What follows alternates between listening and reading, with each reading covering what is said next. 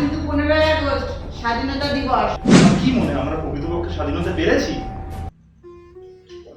বাবু তুই বেরোচ্ছিস? হ্যাঁ, একটু বাইরে যাচ্ছি গো। শোন বাবু, কাল 15ই আগস্ট স্বাধীনতা দিবস। কাল দিনটাকে আমরা ভালোভাবে উদযাপন করব। আর শোন, কঠোর পরিশ্রমের মধ্যে দিয়ে আমরা এই দিনটাকে পেয়েছি, স্বাধীনতা পেয়েছি। এই স্বাধীনতাটাকে আমরা সুন্দরভাবে উপভোগ করব। হ্যাঁ মা, কাল আমরা স্বাধীনতা দিবস ভালোভাবে উদযাপন করবো। মা, হ্যাঁ, আমাকে বলো। একটা কথা বলার ছিল। কি বলো? আমি একটা চাকরি পেয়েছি, 16 তারিখ থেকে জয়েনিং, 16 তারিখ থেকে যাবো।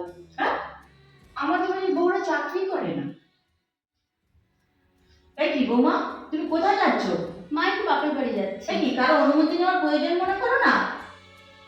যাও, যাওয়া যাবে না, চলো ঘরে যাও। মা, হ্যাঁ বলো। বলছি আমার একটা বান্ধবীর জন্মদিন পার্টি রয়েছে, তাই এই ড্রেসটা পরে যাচ্ছি।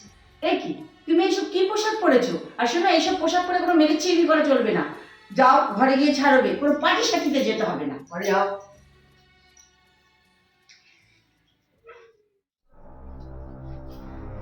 কি ব্যাপার, গেলে না? মা বারণ করলো যে। চলো তো। কোথায়? চলো মার কাছে চলো।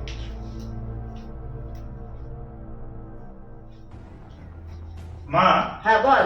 তুমি যে বললে স্বাধীনতা দিবস নিয়ে এত কথা, কালকে এত ভালোভাবে স্বাধীনতা দিবস উদযাপন করবে, তোমার কি মনে হয় আমরা প্রকৃতপক্ষে স্বাধীনতা পেরেছি? সত্যি মা, বাইরে সবাই এত স্বাধীনতা দিবস পালন করে, সত্যি কি বাড়িতে একটা নারী স্বাধীন?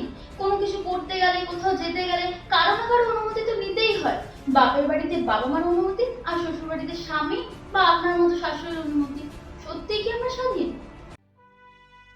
স্বাধীনতা মানে দেশের স্বাধীনতা নয়, স্বাধীনতা মানে প্রতিটা মানুষের ব্যক্তিগত স্বাধীনতা। আসুন, দেশের স্বাধীনতার পাশাপাশি আমরা প্রতিটি মানুষের ব্যক্তিগত স্বাধীনতাকে সম্মান করি।